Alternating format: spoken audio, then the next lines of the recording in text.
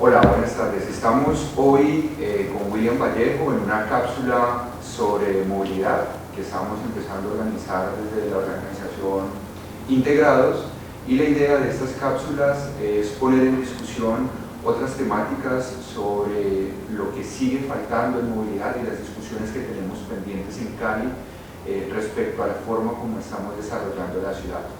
William fue subsecretario de Movilidad Sostenible de la Alcaldía de Santiago de Cali durante el gobierno Mauricio Armitage, y actualmente se encuentra haciendo una maestría en la UCL en Londres. Entonces, William, preséntate un poco más y cuéntanos qué estabas haciendo en Londres, qué estás estudiando. Bueno, buenas tardes, gracias a Integrados por la invitación. No, yo creo que ya dijiste todo. Mi último, digamos, cargo fue subsecretario de Movilidad Sostenible y Seguridad Vial. Estuve desde enero del 2017 hasta octubre del año pasado, cuando pues salí favorecido para hacer estudios de maestría en transporte y urbanismo en el University College of London, y pues ha sido una experiencia muy buena, y la idea es traer ideas nuevas y conceptos nuevos para empezar a darle solución a todas esas problemáticas que tenemos de movilidad, viéndolo desde una perspectiva muy diferente a la que siempre hemos tratado de manejar, que es básicamente lo que se viene manejando, digamos, desde la parte académica, que es nuestro soporte para la elaboración de políticas públicas, y donde pues básicamente lo que los académicos han venido identificando es que el transporte, más que una solución técnica, netamente técnica y operativa, tiene que tener un componente social que por lo general siempre se excluye y se deja por fuera, y es el causante de muchos de las externalidades negativas de las cuales nos vemos afectados todos los ciudadanos cada día. Listo. ¿Y esta perspectiva de lo social, desde dónde surge? O sea, ¿qué te lleva a pensar que también es necesario incluir este otro aspecto al transporte? Pues mira, hoy en día todo gira en torno a sostenibilidad, y la sostenibilidad como tal tiene, cuando analizas transporte, la sostenibilidad del transporte tiene tres dimensiones. La primera dimensión es la ambiental, obviamente, hay una alta preocupación de componente ambiental. Está la dimensión económica, porque pues estos proyectos de transporte cuestan dinero, y hay un componente social.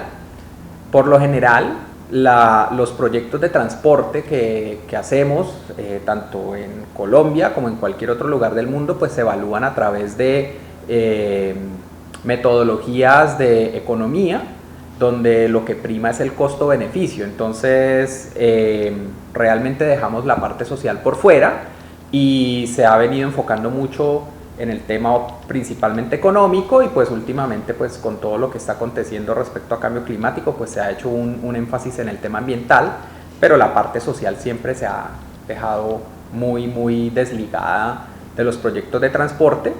Y lo que se viene hablando, pues digamos, a partir de principios del siglo XXI, lo que vienen diciendo pues distintos investigadores y académicos, es que pues existe un exceso de movilidad en nuestras ciudades. Cada vez nos desplazamos distancias más largas, más tiempo, nos vamos a vivir más lejos de nuestras ciudades. Eso está generando una hipermovilidad, y esa hipermovilidad genera una dependencia del vehículo particular, que trae una cantidad de externalidades negativas para la ciudad, no solamente para el usuario del vehículo, sino para todos, incluso los que ni siquiera tienen vehículo. Y no hay una compensación ni ambiental, ni económica, ni social de esas externalidades por esa hipermovilidad que estamos generando por la manera como nos ubicamos en los territorios.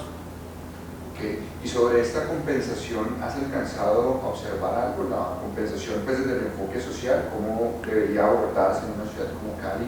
Bueno, pues digamos que se ha venido trabajando mucho el tema de exclusión social y su relación con el transporte. Entonces lo que se ha podido identificar es que de una u otra manera existe como un gradiente social que genera un círculo vicioso de pobreza y hablándolo aquí, no pobreza económica, sino pobreza de transporte, y esa pobreza de transporte lo que hace es que las personas que están, digamos, como en mayor desventaja desde el punto de vista tanto económico como social y como de ubicación en el territorio, se ven mucho más afectadas por esas externalidades, e incluso esa pobreza de transporte lo que hace es exacerbar los resultados negativos de estar expuestos a eso.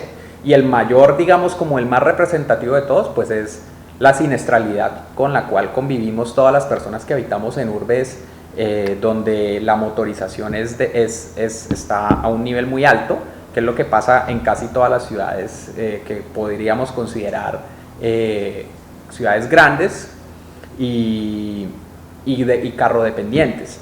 Nuestras ciudades en Colombia son ciudades carrodependientes porque la manera como nos ubicamos en el territorio y la manera como hemos ido creciendo, siempre lo que ha generado es cada vez personas viviendo más lejos de los centros de trabajo, buscando vivienda mucho más económica, y obviamente también el tema de informalidad de vivienda ha generado que muchas de esas personas se ubiquen en la periferia de las ciudades, generando una desventaja de movilidad muy amplia para esas personas. Y esa desventaja de movilidad de esas personas, que puede ser por estar muy lejos de sus centros de trabajo, por estar muy lejos de los centros educativos, a los centros recreativos, a las bibliotecas, a los hospitales, genera desplazamientos muchísimo más largos y los ponen en una exposición mucho más alta.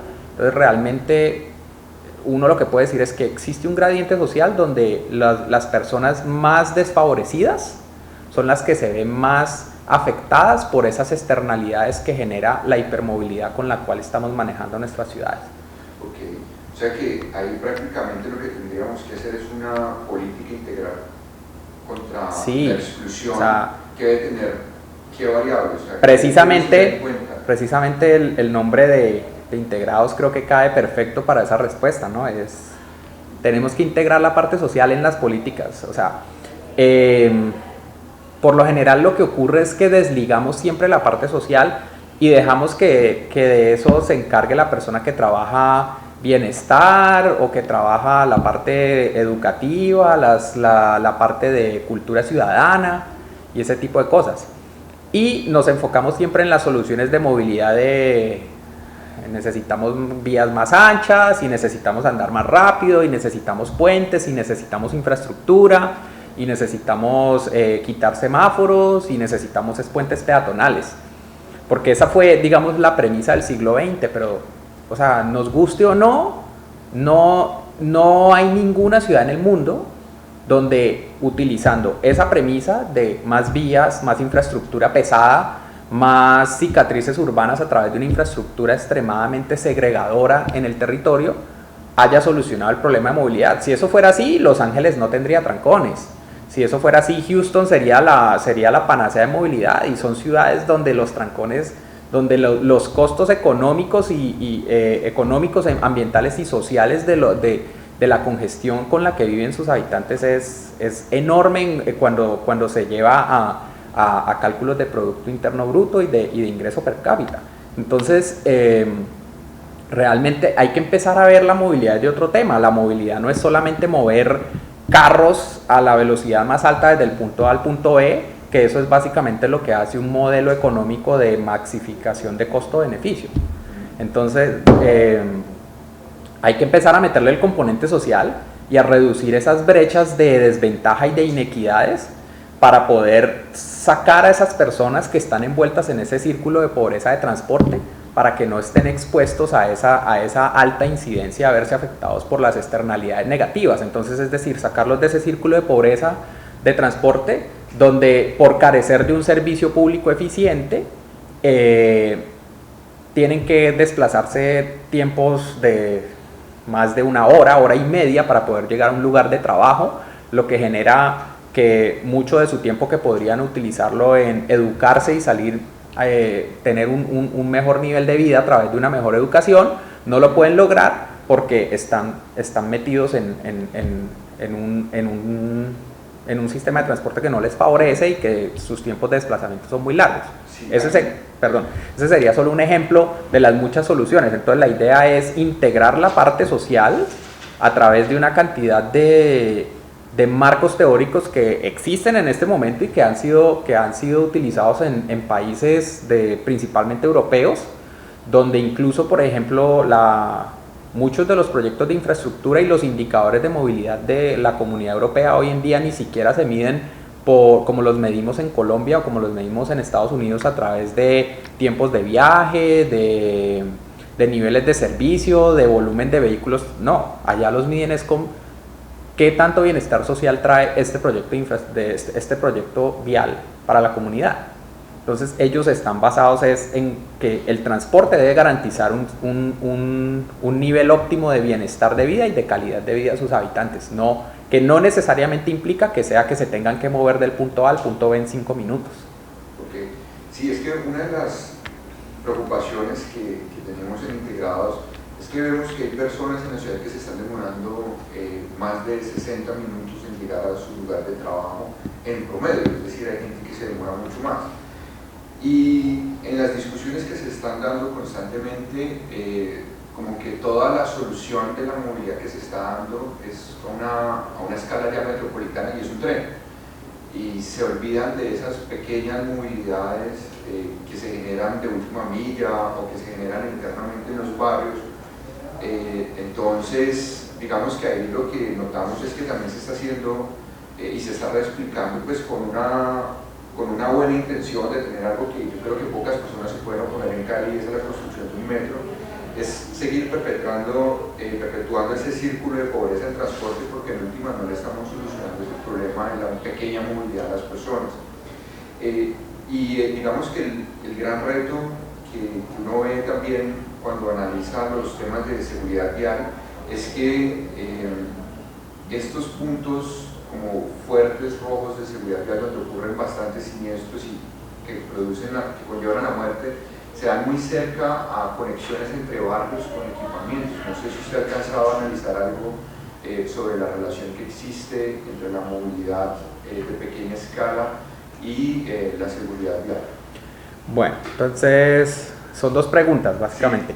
Sí. Empecemos por el tema de la infraestructura, o lo que tú pues básicamente te enfocas en el tema del metro, del tren ligero, del tren de cercanías. Realmente hasta que no estén los estudios completos no vamos a saberlo, y realmente lo que determina cuál es el tipo de transporte que se va a utilizar es un estudio de demanda, y de acuerdo a esa demanda estimada que haya, pues se debe seleccionar pues el método. No quiere decir que la solución para Cali sea un metro pesado, no necesariamente. Es más, ahí podría ser un tren ligero que se convierta luego a tren de cercanías de alta velocidad, como se viene utilizando en muchos países como Alemania y Suiza, donde básicamente son tranvías dentro de la ciudad corriendo a una velocidad de 30, 40 kilómetros por hora, y cuando salen del perímetro urbano se convierten en un tren de cercanías o un tren interregional con velocidades de 100 kilómetros por hora.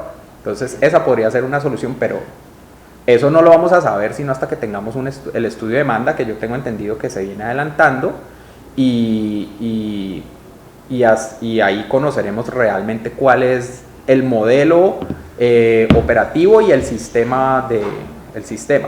Sin embargo, el simplemente hecho de tener eso no quiere decir que esa va a ser la solución, porque ese corredor pues tiene una cobertura y no va a ser el 100% de la ciudad.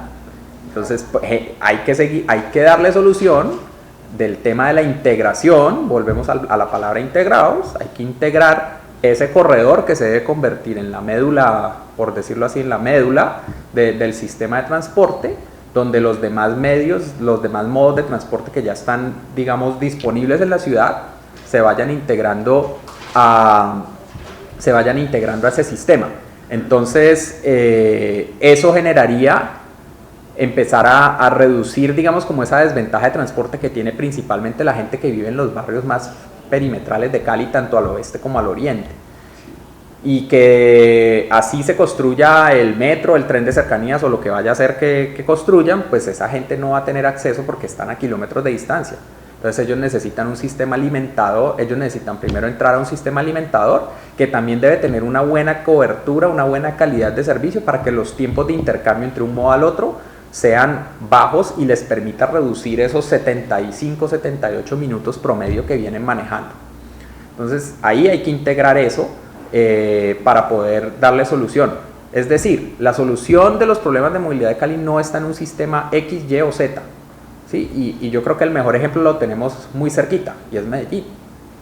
Medellín tiene de todo, ¿sí? Pero tienen unos problemas de movilidad enormes, y ellos tienen metro, tienen BRT, tienen sistema de bicicletas públicas. Además son los únicos en Colombia que tienen sistema de bicicletas públicas, tienen buses, tienen taxis, tienen tranvía y tienen problemas de movilidad, porque esa solución solamente es la parte tecnológica y de sistema. Falta integremos esto de manera social y cómo hacemos para generar una gestión de demanda de vehículos motorizados privados, porque mientras no le hagamos una gestión de demanda a esa alta hipermovilidad, a esa hipermovilidad que tenemos hoy en día en las ciudades colombianas, no vamos a salir de eso.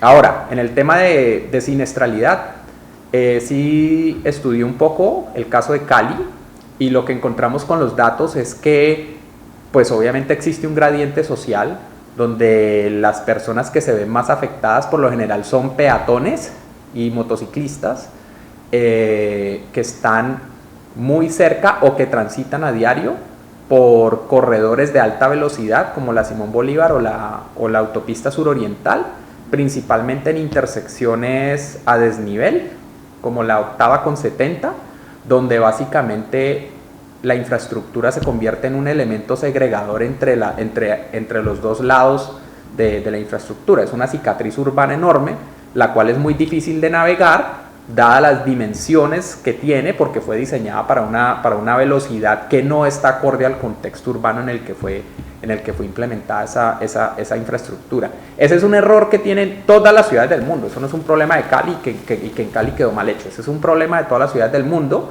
a raíz de que siempre medimos los proyectos es en cuánto tiempo de viaje vamos a reducir con este intercambiador. Entonces tenemos que salir de ese círculo vicioso, tenemos que empezar a mirar movilidad de otra manera y evaluar realmente las afectaciones que estamos generando, porque es que los que están pagando hoy en día los resultados de las externalidades negativas, y eso que solamente estoy hablando de siniestralidad, no he hablado por ejemplo de enfermedades respiratorias, ni de temas ambientales, ni enfermedades por ruido y exposición a todas esas externalidades, son los estratos 1 y 2 de Cali, que están ubicados a lo largo de los corredores arteriales de la ciudad.